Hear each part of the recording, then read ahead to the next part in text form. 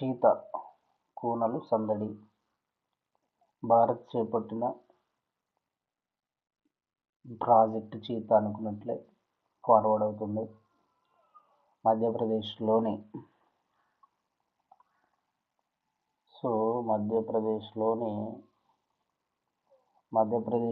కూనో జాతీయ వనంలో అంటే నేషనల్ పార్క్లో ఇంపార్టెంట్ ఇక్కడ నేషనల్ పార్క్లో మూకీ అనే చీత ఇక్కడ ఇంపార్టెంట్. మూకీ ఈ నేమ్.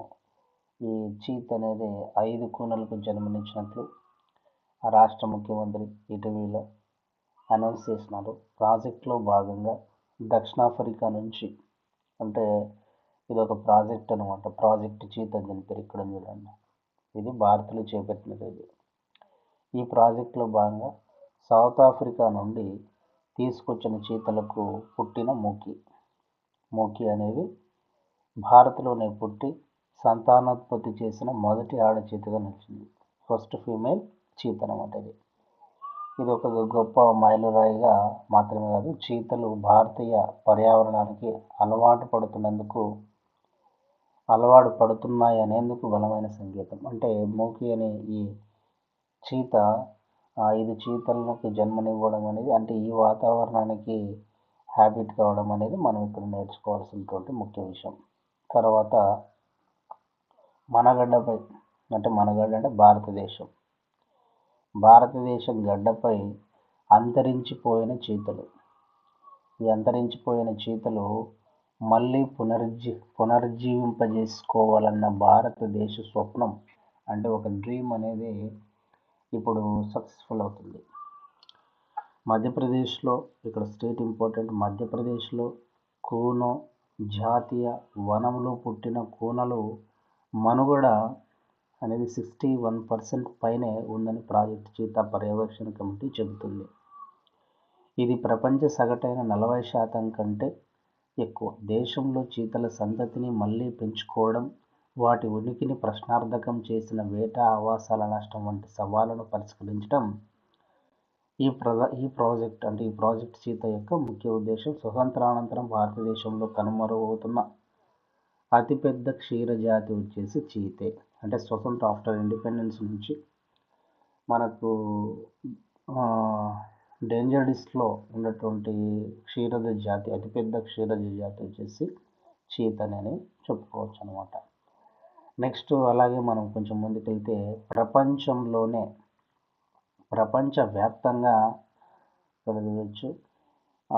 ప్రపంచవ్యాప్తంగా అంతరించిపోయే ముప్పు ఎదుర్కొంటున్నాయి ఏవి చీతలు.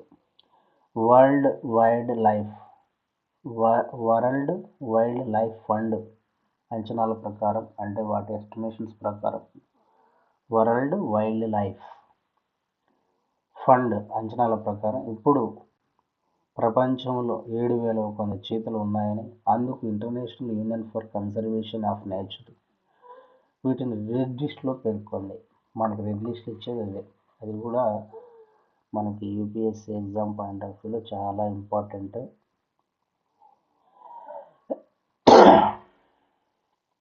చూడండి, ప్రపంచవ్యాప్తంగా ఇవి అంతరించిపోయే ముప్పు ఎదుర్కొంటున్నాయి. వరల్డ్ వైల్డ్ లైఫ్ ఫండ్స్ అంచనాల ప్రకారం ఇప్పుడు ప్రపంచంలో 7,100 చీతలే ఉన్నాయని, అందుకనే ఇంటర్నేషనల్ యూనియన్ అనేది ఉంది. ఎందుకు? ఫర్ కన్జర్వేషన్ ఆఫ్ నేచర్ వీటిని రెడ్ లిస్ట్లో పేర్కొందనమాట. తూర్పు దక్షిణ ఆఫ్రికా ప్రాంతాలలోనూ, సహారా ఎడారి దక్షిణ ప్రాంతాల్లోనూ చీతలు ఎక్కువగా కనిపిస్తాయి. అంటే అక్కడ మనం తెచ్చుకునేది కూడా అక్కడ నుంచే. ఉత్తరాఫ్రికా, ఇరాన్లో ఇవి కొద్ది సంఖ్యలో ఉన్నాయి.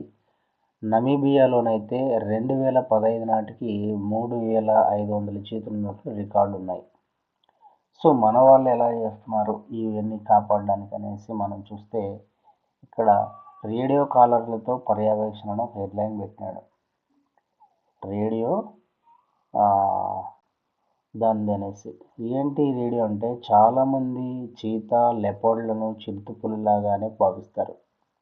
అంటే most of the people cheetah లెపర్డ్లను చిరుతపులిగానే భావిస్తారు.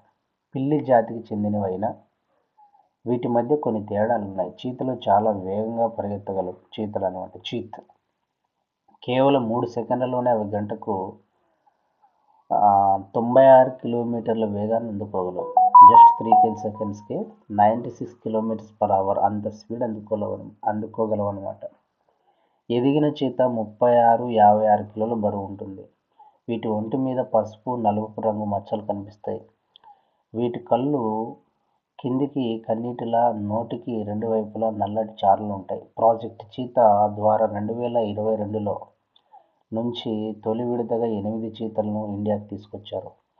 ఎందుకంటే మనం పైన చెప్పుకున్నాం, మనకి నమీబియాలోనే చీతలు ఎక్కువ ఉన్నాయని అంటాం. ఇక్కడ చూడండి, దక్షిణాఫ్రికాలోని నమీబియా, ఆఫ్రికా దేశంలోని నమీబియాలోనే 2015 నాటికి 3500 చీతలు రికార్డులు ఉన్నాయి. అందుకనే మనం ఇక్కడ నుంచి చీతలు అనేది తెచ్చినట్లుగా గుర్తుపెట్టుకోవాలి.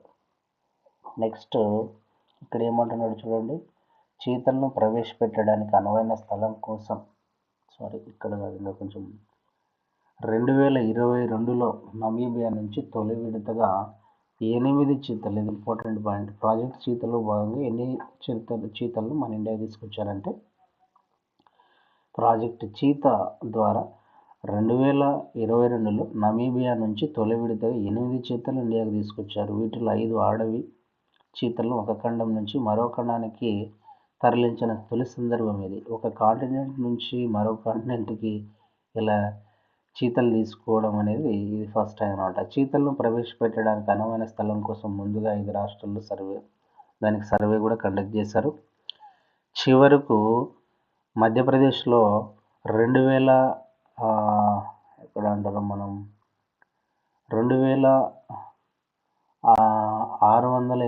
చదరపు కిలోమీటర్లు విస్తరించిన కూనో జాతీయ వనాన్ని ఎంపిక చేశారు. ఇది ఇంపార్టెంట్.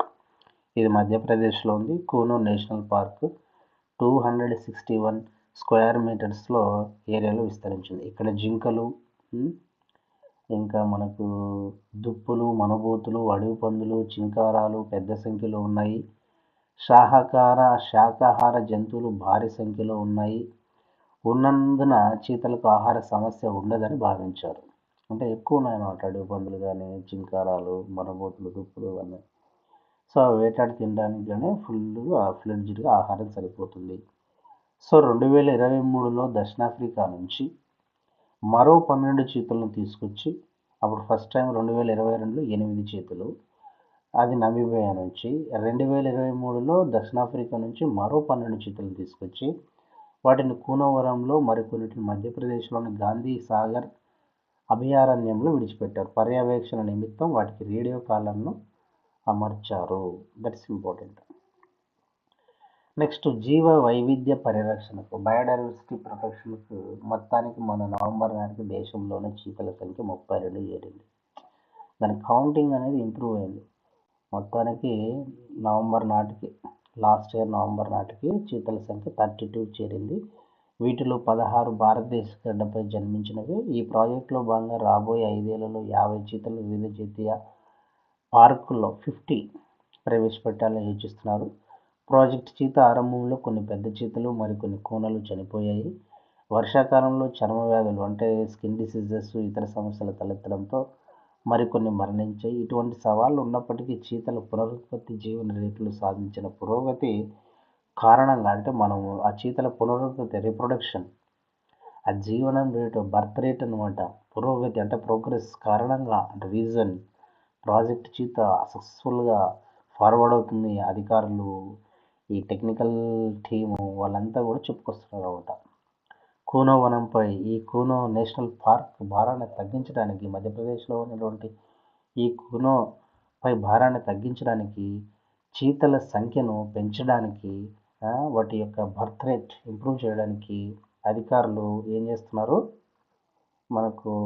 అధికారులు కష్టపడుతున్నారు, హార్డ్ వర్క్ చేస్తూ ఉన్నారు. కొన్ని పర్యవేక్షణలు చేపడుతున్నారు, కొన్ని యాక్షన్స్. ఇందులో భాగంగా కొన్ని నేడు ఏప్రిల్లో దక్షిణాఫ్రికా చీతలు ప్రభాస్ పావక్కులను కూనో నుంచి గాంధీ సాగర్ అభయారణ్యానికి తరలించారు. 2 చీతలు, దక్షిణాఫ్రికా చీతలు ప్రభాస్ పావక్కులను కూను నుంచి గాంధీసాగర్ అభయారణ్యంలోకి తరలించారు. తర్వాత ధీరా అనే ఆడచీత సహా మరికొన్నిటిని ఇలాగే ఆవాసం మార్చారు. గాంధీ సాగర్లో చీతల సంఖ్య ప్రత్యేకంగా 64 చదరపు కిలోమీటర్ల విస్తీర్ణంలో ఎన్క్లోజర్లు ఏర్పాటు చేశారన్నమాట. ఇది మధ్యప్రదేశ్లోనే ఉంది. గాంధీ సాగర్ అభయారణ్యం 64 చదరపు స్క్వేర్ కిలోమీటర్స్లో ఎన్క్లోజర్లో ఉంది. ఇదైతే 261 స్క్వేర్ కిలోమీటర్స్లో కూనవనం ఉంది. దేశంలో అంతకంతకు పెరుగుతున్న గడ్డి భూములు ఆవరణ వ్యవస్థను పునరుద్ధరించడానికి, అంటే రీజనరేట్ చేయడానికి గడ్డి భూములు అంత తరిగిపోతున్నాయి. ప్రాజెక్ట్ చీతా ఎంతో ఉపకరిస్తుంది. వేటకు గురయ్యే వన్యప్రాణులతో ఏమంటాడు వేటకు గురయ్యే వన్యప్రాణులతో పాటు జీవ వైవిధ్యాన్ని పర్యవేక్షించడానికి ఇది అక్కడికి వస్తుంది. ప్రాజెక్ట్ చీతాతో పర్యావరణ పునరుజ్జీవానికి భారత్ తీసుకుంటున్న చర్యలు దేశ ప్రతిష్టను పెంచుతాయి. దీనివల్ల మనకి ఎకో టూరిజం అనేది బాగా డెవలప్ అవుతుంది.